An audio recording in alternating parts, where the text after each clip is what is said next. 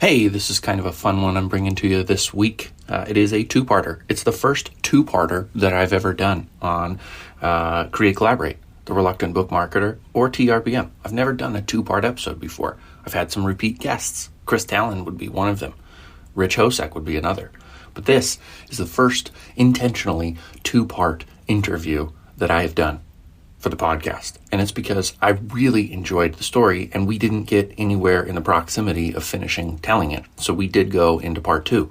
And part one is fantastic. Part two veers off track and we start talking about philosophy and religion and all kinds of different things. So I don't know how I'm going to edit part two yet, but it's a totally different conversation. Not what I was expecting. And I really enjoyed it as well. So please enjoy this first part with Jason Cheng. He's my guest. I found him on Twitter, just like I find all of you storytellers. Keep it up. Keep bringing me great stories. I am running out of episodes to air, so I will be actively looking for people to tell stories. If you're listening to this, you want in the mix, and you think that I didn't see a very deserving story idea, just shoot me a message on Twitter. All you got to do is message me. I keep my messages wide open, and while I don't see everything on my Twitter feed because there's a lot of activity, I will see your messages. I will always see your messages and I will respond to them. Sorry for the background noise. It is kind of a day off for the family. Kids are home Friday, getting ready to edit Monday's episode. And then I want to ask you, if you will, go ahead and pick up a copy of my book, The 9 Lives of Marva DeLonghi. If you want all 3 ebooks for just $12.99, I've got a special deal I'm running right now. You can grab those. It'll never be as cheap, but you're getting it really inexpensively for ebooks because I still have 2 of those books in pre-order. If you want to pick up a hardback copy, I can get you one for $10 plus shipping and handling. Let me know that too. These deals, I don't post anywhere. You've actually got to reach out to me so that I can send you the link. It's just the way it goes. This is a good book. I'm getting a lot of reviews about it, and I'm super excited with how it's doing. I think you'll love it. If you're a mystery reader, pick it up. And last but not least, again, please enjoy my conversation with Jason Cheng. If you've ever watched an author read in public and felt bored, TRBM is the antidote. TRBM is for writers what time-lapse was for painters. Guitar solos and spotlight were for bands. What chainsaws and ice blocks were for sculptors. What does TRBM stand for? Tame radicals buying machetes? Tarkington Rowling Bellows Malamud? Textured rabid beautiful mediocrity. You decide.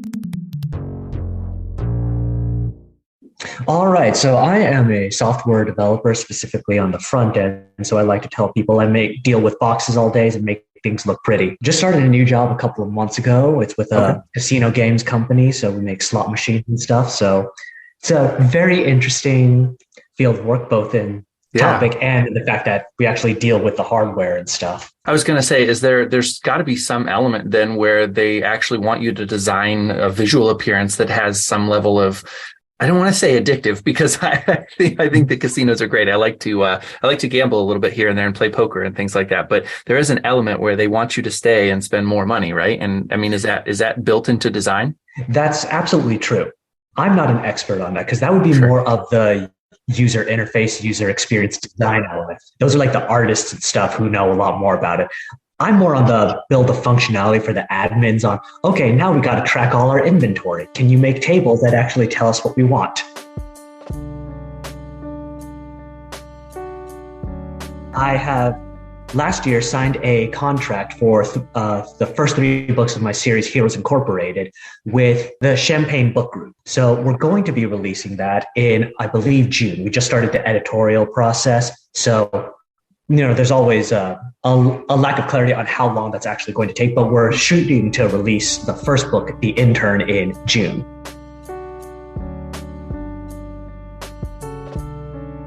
The basis of the tweet, we both agree, is that you are framed for wrongdoing at the school, and the question is why. And so your response provoked me to invite you to be on the show, and that's the one place where I'm going to come up short. So hopefully you remember your response, and we'll riff on it from there.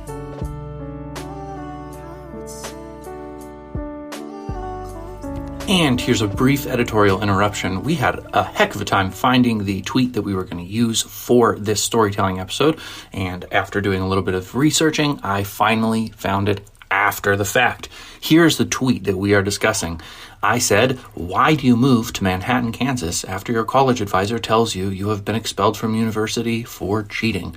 And Jason replied, "Because that's where the son of a bitch who framed me lives, and I ain't leaving till we set things straight."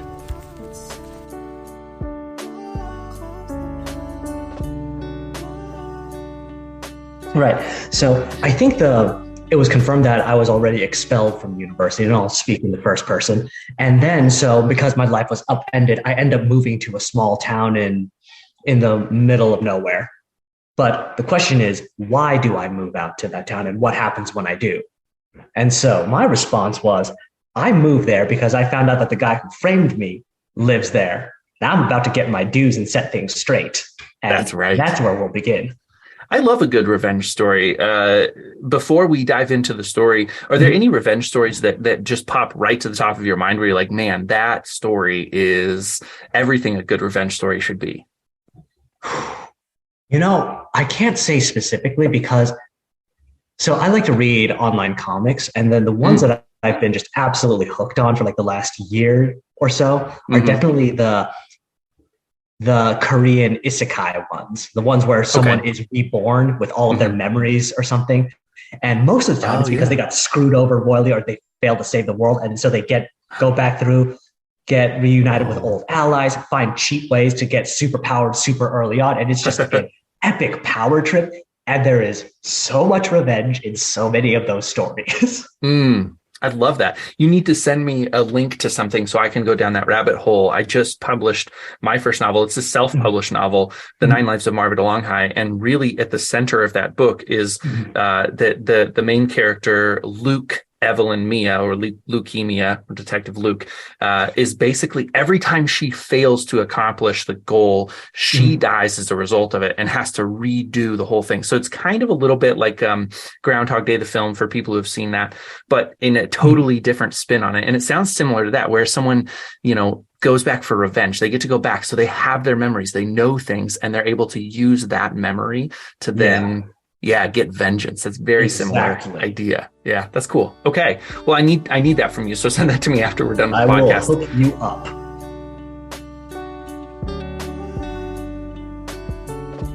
I actually didn't plan too much because I like to, let's have a dialogue. So the first question is kind of like, I always analogize everything to food. So like when you're going to a restaurant, the first question I always ask is, what am I in the mood for? Is it something heavy or something light?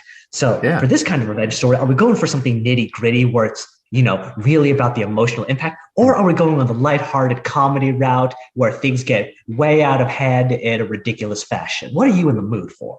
Phenomenal question. I already know, I can tell I'm going to love this. Okay. So here's the core of me. What I really love to do is to take a super duper serious, heavy, like gritty, dark story, but make sure that there's humorous elements in it. I always want humor to feel like if you're scuba diving, it's your breath of air or something like that. Okay. So serious focus, but with just enough to keep you breathing. Yeah, I think so. Yeah. Like some laughing moments where there's something funny. I really enjoy that. All right. In that case, so let's talk about the characters. So I don't like to put myself in it because, I don't know how I'm going to react to this. And I don't want to, there's always that tug of, it's like, I'm going to do everything perfectly and everyone's going to love me. And it's like, hey, is your name Gary? Let's not use me specifically, but what kind of character are we talking about? Like we were talking about Haley, someone who's quiet and kind and then just gets screwed over. Someone who was on top of the world, like his persona, bombastic, and then just gets cut out from under him. Yeah, it feels to me like and again, take your spin on this, but this character does feel like somebody who maybe on the surface has always appeared to be a little bit quiet. I don't want to go too Office Space with it, where it's like a rambling, bumbling idiot, but somebody who maybe you underestimate, and they've got a little bit of rage, I think, inside. That's kind of my feeling about this. All right. So, okay, then let's say that, I don't know. I was thinking Alan for some reason as a name. So let's just Perfect. run with that. Yeah. We can always change that later. So, a guy in university, top of the class, one of those quiet kids who he's not the go-getters always raising his hand in class, but for some reason he always just is on top of things. Just seems to have that inside track onto what the professor's thinking, aces the exams, never rubs it in anyone's face, doesn't have to because everyone knows he's the smart guy. And that pisses some people off. Yes. And so that's probably what motivated the guy to frame this person. Because if he's going to take down anyone, it's going to be that guy because he's probably laughing at everyone, when he goes back and hangs out with his friends saying how stupid everyone is and how great I am. But no, he's just working hard, doing his own thing, not caring the world until you made an enemy of him. And now you done effed up. Yeah, absolutely. I love it. Framed. Yes. So then let's talk about the villain because we said in the middle of nowhere. So that kind of usually when people think of, a framing person, someone who's really rich and connected and stuff. Mm-hmm. So then why would this person be out in the middle of nowhere? So yeah. Now there are a couple of options. One, we could say that he really is like one of those, trust fund kids who's out there because they have like a 500-acre ranch or something, and then he's vacationing there as an excuse to, do all sorts of debaucherous things away from prying eyes. You could go also with more, and then this is where it gets a little more off the rails, like, cult kind of behavior, where the reason that he's out in the middle of nowhere is because he's like the god king of a really entrenched community. So what do you feel? It's something more realistic or something where we can bring in the fantasy and the eldritch and have fun with some more cosmic horror kind of deals? I'm a huge fan of cosmic horror when it feels okay. So in fact, this will just be a window into my story creation method. I was mapping my I have a 9-book novel series right now, and I was thinking about, there's absolutely, when you say this cosmic thing, I've got 2 characters who are kind of like the I can't think of the archetypes for chaos and order. But they're real people, and they bounce around, always trying to win. So you have chaos is fighting to create a world full of chaos, and order is fighting to create a world full of order. But at the same time, I made a note very explicitly to myself, this is not about like the existence of the universe. Like, don't make this a world kind of struggle. It's just 2 people who happen to embody all of chaos and all of order, but in this sort of pedestrian setting. That to me is fascinating. So I really like the idea both of the small town that you're talking about, of having this character who's larger than life, kind of magical, but also where the stakes aren't necessarily the world will be destroyed if we lose. Does that make sense? Yes. Basically you can have the stakes as big as you want, but keep the story personal. I think so. Yeah. I think so. Yeah. I am on board with that. And then, so that's the thing. So let's have the villain. Let's see. We have A and then Oren, O-R-E-N for A and O, Alpha and Omega, because why not? Let's just get a little symbolic with it here. Oren. So then I love villains who are very human. And so the whole eldritch horrors thing, the whole trying to call out to gods and then twist reality, it's not because of some grand desire to, usher in the symbol of their devotion. No, it's purely selfish motivation. They're in it for the power. They love to control people. They want to be on top. That's it. It's all about self-serving and ego. Yeah. And that's the only reason that guy screwed with Alan. Pure human pettiness. Yeah. He just happens to have a lot more at his fingertips that he can use to be petty with. Yeah. I love this idea. It reminds me so much of this. There's a novel called Stoner, and I think some people assume that it's about pot, but it's actually a book written a long time ago by a guy named John Williams.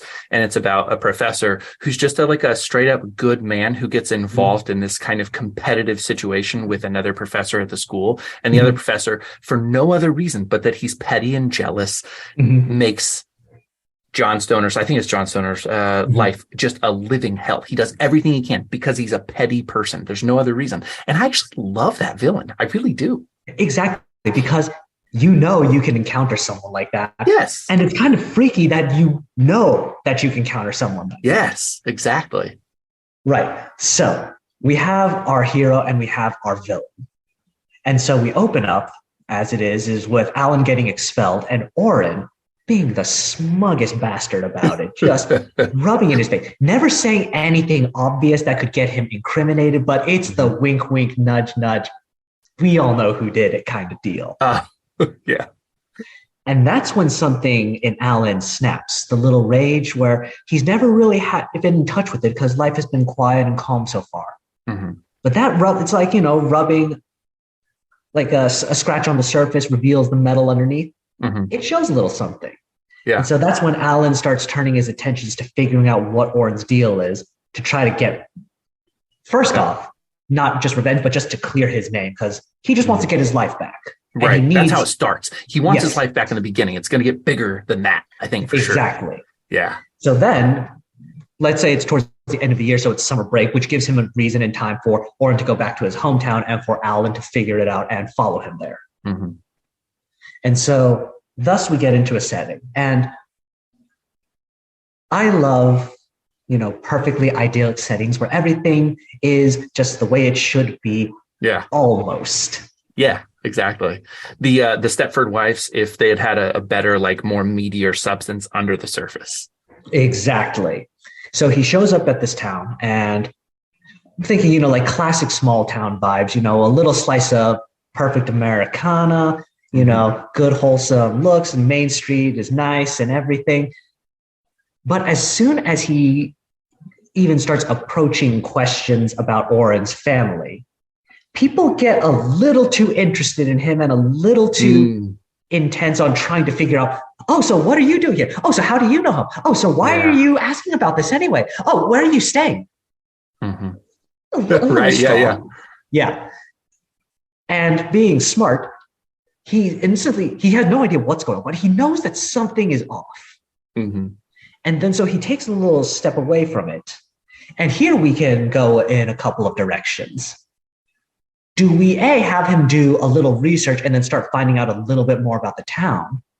Or do we showcase Oren's power where even that little ripple was enough to get back to him and they jump him in the middle of the night, pull him out of his hotel room. Yeah. And then we see just how much influence Oren really has. Oh, that's a good question. I love the choose your own adventure element here. Mm-hmm. And so one thing too, before we jump into that, I want this one story beat where you get that Alan, even though this is the moment where he's going to tap into the rage, I want one moment, maybe just this, I don't love flashbacks, but somehow to incorporate that he's gotten there before, never at this level. And it's almost like a high school bully or something along those lines where a completely innocuous event leads to him maybe pummeling a kid. It's the only fight he's ever gotten in, but just something really stupid, like somebody argues about who's taller and that just drives him crazy and he goes crazy. Yeah, you've got a thought. So what would that be used for? Is it simply to show that he has a psychotic side to him, or is there a reason that we want to show that so that we can do something else with it later? Both, because I think that a good story always does. If someone speaks a line of dialogue can never just be words. It always has to be action as well, but not in the expository kind of way. Like you're not delivering important plot details through dialogue, but you are creating a richer character through the way they speak or something like that. So I want it to be both. But I do want the weight in this situation to be on kind of, let's talk about let's call it like an exponential ability, like a multiplier. So if he's able to lose his crap on a classmate or just somebody who's of the same age because of this, imagine what he could do when the stakes are so much higher. So I think that there's that as well. All right. Now, as you were saying that, I was thinking like with the Eldritch thing, with the cosmic horror, with the entities watching this kind of stuff going on, will that appeal to anyone? Because clearly this town has some kind of patron, but maybe because of that, the fabric of reality is a little frayed here, and thus other things are watching in. And some people don't like how uppity Orin's deity has gotten, and so maybe he finds a patron of his own through flipping out. Yeah. Oh, I love that idea. I want you to take that and really develop it, because I think that's a cool idea. Then, yeah, because, characters struggling with things. Then that's the question, is like, he always lived his quiet life. Was that because he thought that it was a good thing to do, or simply because he didn't have a reason to rage out? Mm-hmm. And with him flipping his lid, I'd like to think that it was less of so this is the moral conundrum, is that if he flipped out for something that he feels was justified and everyone else disagreed with him, then it may be that he adopted his quiet demeanor because it's more practical, but it never felt righteous. And thus, this is an excuse for him to say, no, I am the avenging angel. Yeah. But should I be? And then the pull of like, you now have the power to do what you believe is right. Yeah. Should you? Right. Thematically, this is one of my favorite questions. I've never actually dived into it to try to tell a story with it, but that the thematics of, in fact, I grew up in this. If we're stepping out of the story into real life, I grew up one of the biggest kids in high school for reasons I don't fully understand. I got super into fitness. And so I was running a lot. I was exercising. I was lifting a lot of weights, and I got big in every sense of the word. I was very healthy, but I was going through school at a time where any level of violence or even just physically standing up for yourself had huge consequences. You could push a kid and get suspended. You could punch a kid and get expelled in the school I went to. And so that was very front of my mind, that I was never going to use my physical ability. But I remember there was this real small kid. I know his name. I can still see his face. He used to just tease me mercilessly. He was so much quicker with his verbal wit than I was. And I think of a good response 5 hours later. He just had him boom, boom, boom right there. Yeah. And so I think there's this thematic sense of why can a person like me not use my only coping skill, or not coping, that's a horrible word, my only ability to keep on even ground, but somebody can use words. People have different strengths. Why is yours penalized? Right. Yes, exactly. And I really like that theme. So I think that's playing into what you're asking about this particular character. And so it's that's the kind of thing. He gets into a schoolyard fight over something that all the adults, all the teachers think is really petty, but it was very important to him. A personal thing where someone said a slur about him, that something that's always bugged him. The kid has always picked on him for one thing that it's a rude, a mean nickname that on the surface, it doesn't really mean anything, but it really bugs him. And he's told him to stop. And finally he snaps and then does something about it, and he's punished for it. Yes. And so he suppresses the almost the righteousness. Yeah. And then so it's well, all right, I guess the world sucks and I'll just, play by its rules. And he gets along with it until the world decides to screw with him yet again when he hasn't even done anything. I love this so much. It's so much fun because it already puts this Alan, it's such intense pressure that you're clearly on his side and you're almost uncomfortable with how badly things are going for him. I love that. And that's the key, is that the only thing stopping him is him. He can go off and do it whenever he wants. And we would all feel sort of vindicated if he did. And yet, is that the highest road that he can take or should take? Right. Yeah. Or have we been so conditioned by people like Orin to obey the power structure that he needs to break out of it? Oof. That's a side character, because I love Joker characters, the ones who aren't for either side, but come in and then just ruffle things up. Yes. So in this town, maybe you have someone in the town who, for some reason, is immune to Orin's family's effects, but someone who is basically, every time Alan tries to come to a decision, he just happens to come along and goes, oh, really? Yes. And plays the devil's advocate and just screws with his head.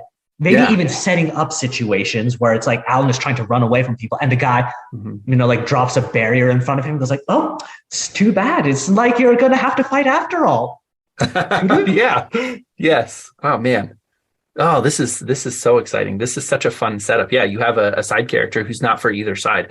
That, by the Yes. way, in terms of books that I read, that Mhm. is leveraged far too rarely to have somebody who's a neutral character. I think that neutral characters are way underplayed. You either have like good or evil, but not somebody who's in the middle and just enjoys the fun of seeing the struggle like elevated to its highest level. Oh, yeah.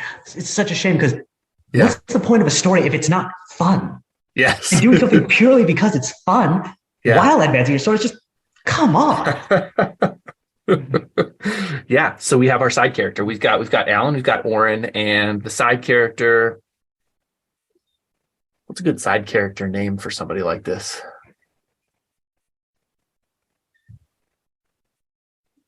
As strange as this sounds, I know you're not going to love it, but I think it's right. It's Peaches. I think that the side character's name is Peaches. It may be a nickname, but everybody knows the person is Peaches.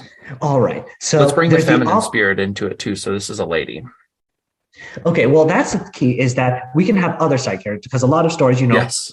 so basically every story I've ever written has a romance at its core. So gotta ask, Me like, too. are we doing that? Because we can always break from the formula. We know Hollywood loves to have its romantic subplot. hmm Do we want it, yay or nay, on this? If you want me to step out of my comfort zone and you kind of more or less just confess the same way that like you always have romance, then we go like straight no. Because yeah, I always every story I've ever written is ultimately a secret love story. Like I'm really, really drawn to it. So I can go that way. But let's write one that's not. Let's do one All right. that is your solo man. Yeah. So that was thinking like that there might be other allies or reluctant allies at least. That's one of the things where Alan can, find someone who maybe some people who do want to resist against Oren's family, and then some people who like, I don't want to, play either side, but if you want to pay me for like some supplies and stuff, I'll gladly sell it to you, just get out of my store kind of deal. So we can have Peaches, a very unusual name. Right, exactly. Yeah. And okay, so if it's a feminine character, a lady character,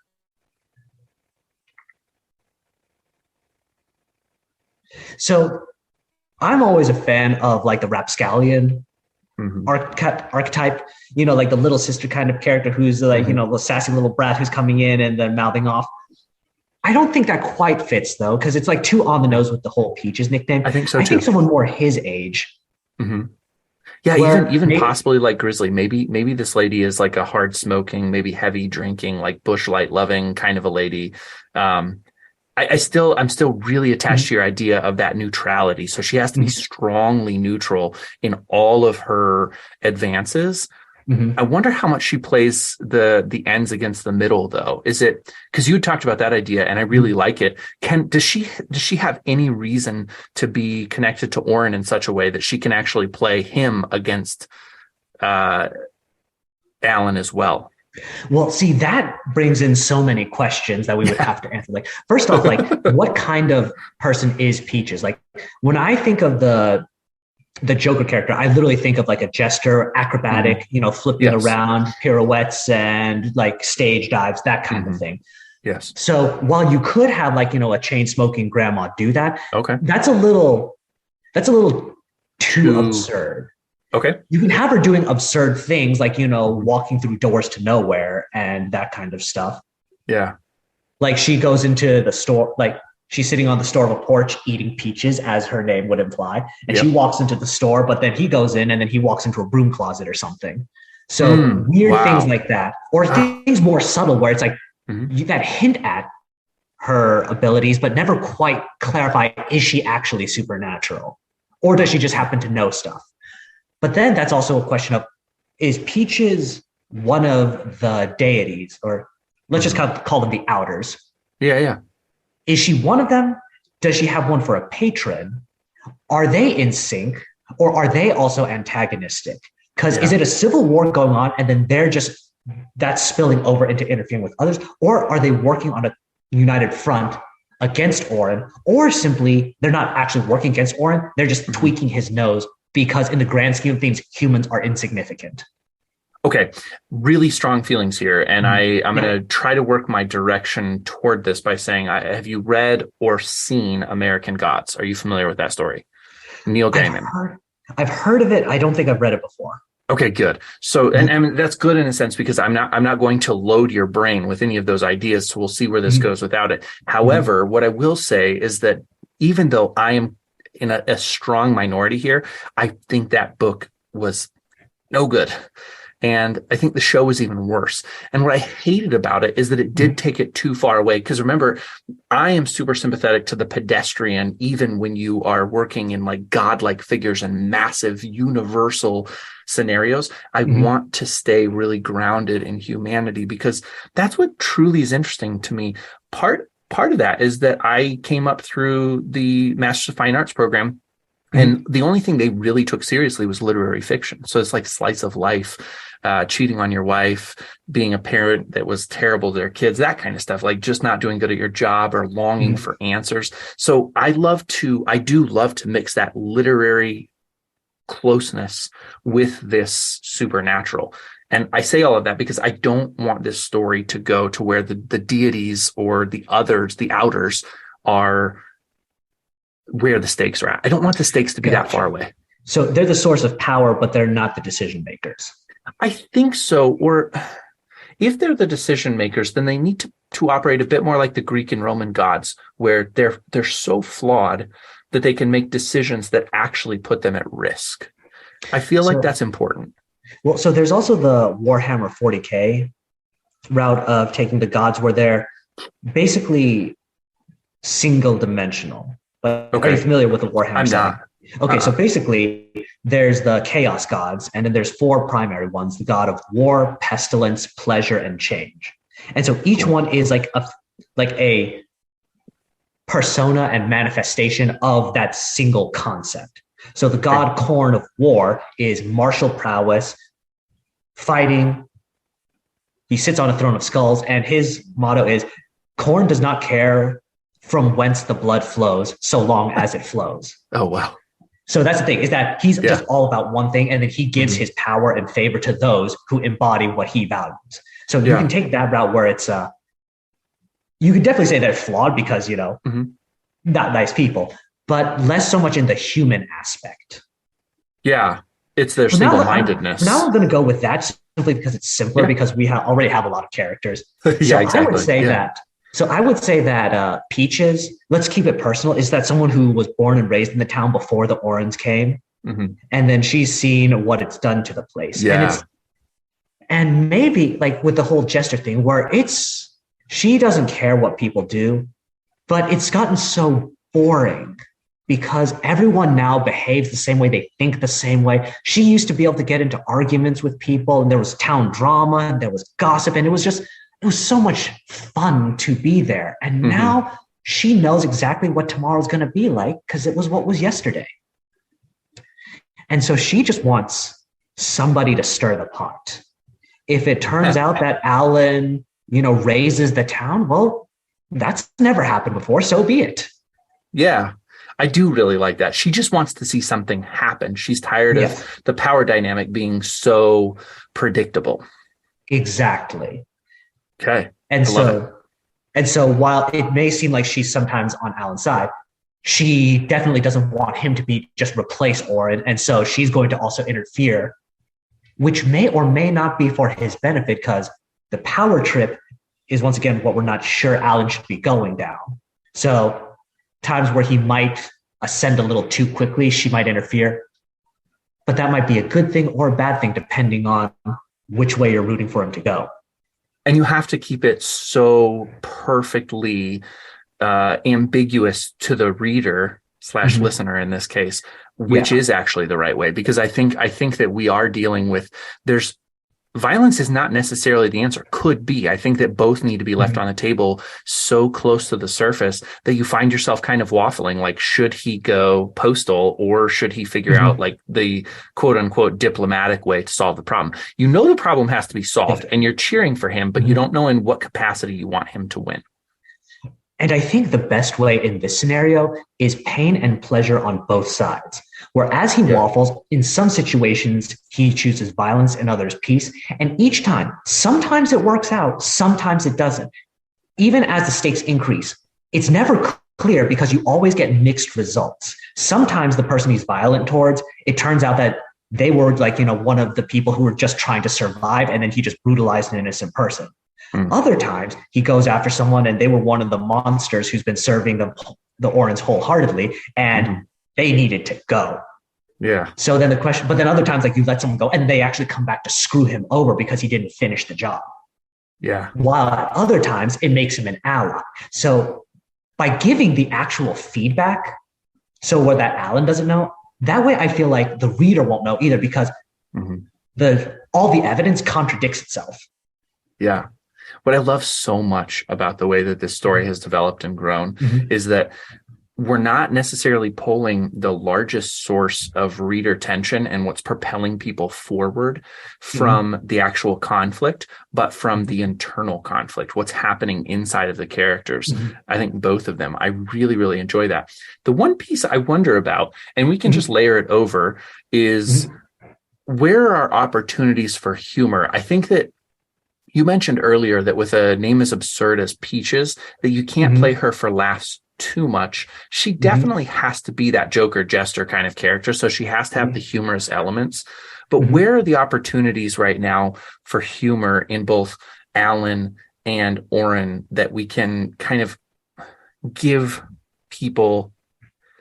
I don't know. There's something really profoundly powerful about being able to make somebody laugh, that a really bad person who's capable of spot on humor can almost win your heart, and vice versa. For somebody like Alan, he can just get you that much closer through a laugh.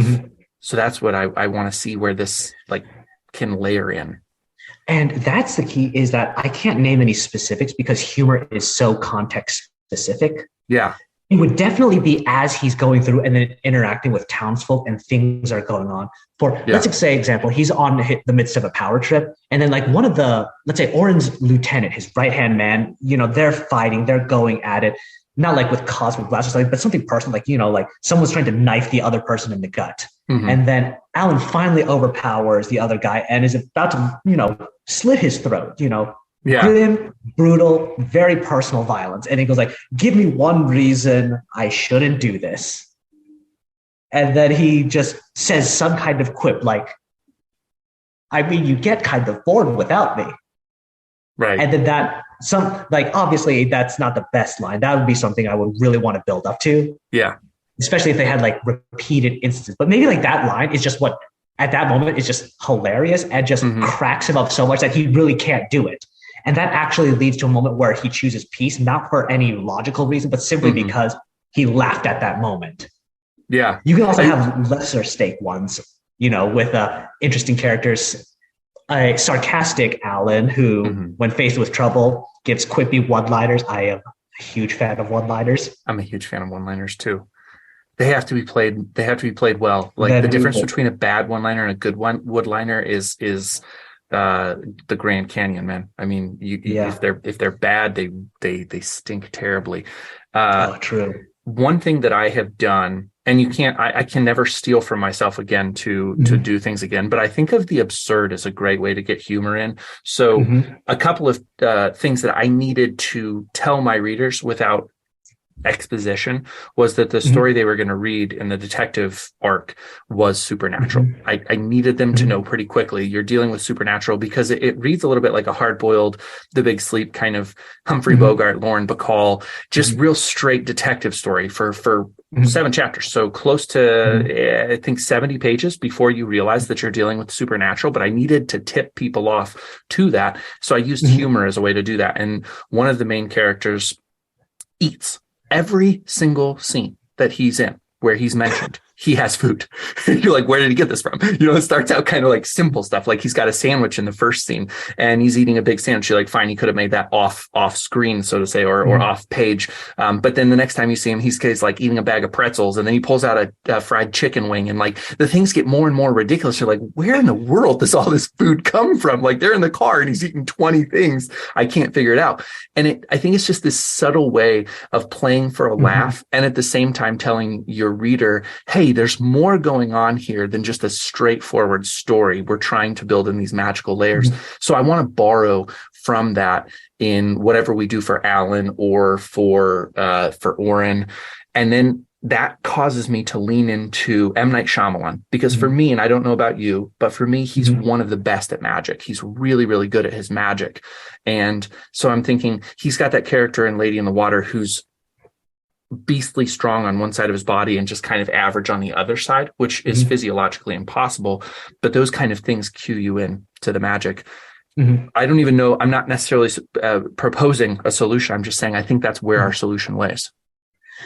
Definitely love the absurdist humor. That would once again require other characters, because Alan would, like from his perspective, he would know exactly what's going on. So he couldn't be the source of the absurdity. It'd have to draw from other places. So like he meets someone and they're running through a sewers that's great as locked. He's like, crap, if only we had the key. And the guy pulls out the key. He's like, where did you get that? Well, I've always had it. And then just like, exactly. Whatever. And then just keep moving. That's very Kafka-esque of you. I really like it. I love that. Exactly. Yeah. So yeah. Humor, like that's the kind of thing where it's like after the framework is laid and as scenes come up, that's where I would insert it, because it's so hard. I don't like to try to write a scene to be funny, because then it almost always derails me from where the story should go. And then it's like, okay, then I'm serving the scene rather than the scene serving the story. So, okay, we're stepping outside of this story entirely to start talking about that philosophically, because I think I agree with you. And yet I also think that humor added as spice is not in truth what humor is. So this is a tough one. I use humor, for example, with my wife for a variety of reasons.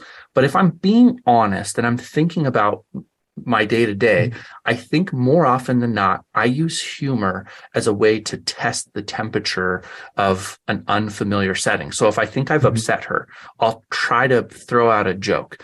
And if she's in a specific mood, she'll receive the joke. And she might not laugh because like half my jokes are awful, but she'll still receive it and be like, oh, but whereas if we're in dangerous waters, she might completely ignore that joke. Or I might catch a glimpse from her face that this is not the appropriate time to be throwing out a joke. And so I'm using humor as kind of a probe, I guess. I don't like that word for all the context, but in that way, I think layering in humor after the fact, you lose the spectrum for which humor can really be effective. Well, okay, so maybe I misspoke, because it's not like you finish writing the story and then you go back and then edit in humor. That's not what I'm talking about. I got you. It's more, that's more that I don't have specific jokes in mind that I will put in a situation. Absolutely. Scripted jokes don't work. Yep, agreed. And I definitely have a less calculating version of humor, because I'll make wordplay and puns. I'll say them to myself simply because it amuses me to have noticed that unique pattern. So that's the kind of thing where humor for me is that I go in and then I kind of have a gauge on how much I want to let out. Yeah. And then wherever I can pick up something, then I'll work a little there. So it's more like you're seasoning and tasting as you go, knowing in mind that at the end of the dish, you want it spicy, but with a little bit of sweetness in the aftertaste. Yeah. So you know that you're going to add sugar, but probably not too much as you're moving through it. I really like it. Yeah, finishing salt is from all of the cooking shows I watched. Yes. I hate to do this right now, but my family life is now encroaching on podcast time, and my youngest son just went to wrestling practice. So that means that I need to wrap up and help move into the next phase of things. What I would like to do, and I can cut this part of the podcast if I need to, but I'd like to invite you back to finish this story. In the meantime, for people who love this as much as I did, please let them know how to get a hold of your writings, your Twitter, everything so that people can connect with you and be ready for the next episode. Yeah, so at this point, I'm really just trying to get more plugged into the Twitter sphere and stuff. So my handle is jcheng_scribbles on Twitter. And I have a personal website, which is just jasonchengscribbles.com. So it has my contact information there. Feel free to reach out, give me a like and a follow and all of that stuff. And I hope to see you around as I give more details on my novel, The Intern, to release this summer, hopefully, possibly. Stay tuned to find out. Thank you for listening to TRBM. The theme music was provided by the ever-talented Christopher Talon. And hey, if you liked what you heard, share this show with other readers, because what's the point of telling stories if nobody's listening?